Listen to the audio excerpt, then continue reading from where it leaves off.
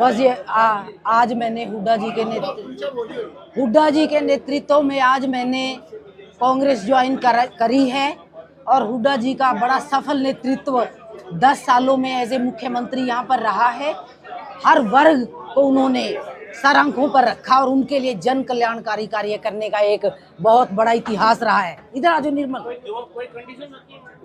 नहीं, कंडीशन कुछ नहीं है। देखो, हुड्डा साहब को खुद पता होता है कि मेरा कार्यकर्ता या मेरा नेता कितना कैपेबल है, उसके लिए मुझे क्या करना है और वो पार्टी के लिए क्या कर सकता है। जी नहीं, ऐसा कुछ नहीं है। चुनाव के दौरान इस तरह का बदलाव एक साथ नहीं, कोई बात नहीं। मैं तो बहुत पहले से सोच रही थी, जब मौका लगा, जब मुझे टाइम मिला तो मैं आ गई। देखिए, मेरा बहुत पहले से मन था, क्योंकि बीजेपी में वो ना तो जनता की कद्र है और भ्रष्टाचार चरम सीमा पर है और भी बहुत से ऐसे इश्यूज हैं। संविधान को बदलने की साजिश है, किसानों को लाठियों से पीटा गया, लोकतंत्र को ख़त्म किया गया पूरी तरह से।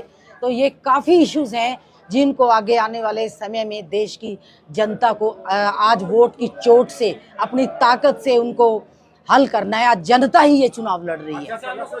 जनता खुद अपने हित के लिए इन्वॉल्व हो गई है इलेक्शन में, और जब जनता अपना इशू बना लेती है इलेक्शन को, तो आपको पता ही है कि क्या होता है। कैलाश जी, आपने जिला परिषद से अपना सफर शुरू किया था। जी हाँ, लोकदल में रहे, सांसद रहे, जी बीजेपी में सांसद रहे। जी नहीं, बीजेपी में रहे, बीजेपी अलायंस में रहे या जी। तो अब जो है, क्या ये स्थायी माने आप? हाँ जी, बिल्कुल नहीं। चलो, ऐसा तो आपको ये सवाल वैसे करना नहीं चाहिए, पर मैं मानती हूँ कि हुड्डा जी जैसा नेतृत्व और कांग्रेस जैसी लोकतांत्रिक पार्टी पूरे विश्व में नहीं है। ये आप थोड़ा सा सवाल दूसरे तरीके से कर रहे हैं।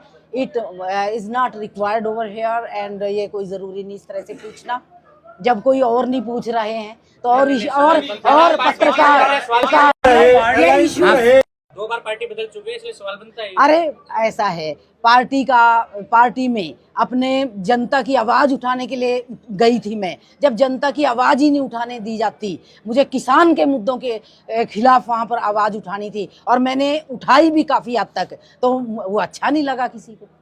तो फिर पार्टी का क्या करें? हमें तो जनता का हित चाहिए, ना कि पार्टी का हित चाहिए। बेहतर तरीके से उठा सकते या बेहतर तरीके से पूरी खुली छूट है, पहले भी हमने उठाया है और कितने इश्यूज हल करवाए। देर में समझ में आई? नहीं, देर में नहीं समझ आई, बहुत पहले आ गई थी समझ में, बहुत पहले आ गई थी। हम यही सोचते रहे कि करेंगे, बदलेंगे, क्योंकि मोदी जी पे थोड़ा सा यकीन था, लेकिन नहीं, वो भी अब चाटुकारों से घिर गए हैं और जनता के हित की कोई परवाह नहीं रही। ना भ्रष्टाचार की तरफ ही कोई ध्यान दिया जा रहा है कि किस तरह से जनता के गाढ़े खून पसीने की कमाई को लूटा जा रहा है। आप देखिए, कांग्रेस का एक छोटा सा दफ्तर अकबर रोड पर अब भी चल रहा है, उसमें कोई पैसा नहीं लगाया गया। उसी तरह से बड़े बड़े नेता, यहाँ तक कि प्रधानमंत्री तक वहाँ उसी में बैठते रहे। और बीजेपी का वगैरह का इतना आलीशान बड़ा दफ्तर आप देख के आपके होश ही उड़ जाएंगे। तो इस तरह से नहीं करना चाहिए, जिस देश में इतनी समस्याएं मुंह बाए खड़ी हो, किसान रो रहा हो अपनी एमएसपी पे, तो और भी बहुत सी चीजें हैं। तो जी, क्यों नहीं करेंगे, बिल्कुल करेंगे और जीतेंगे भी वो।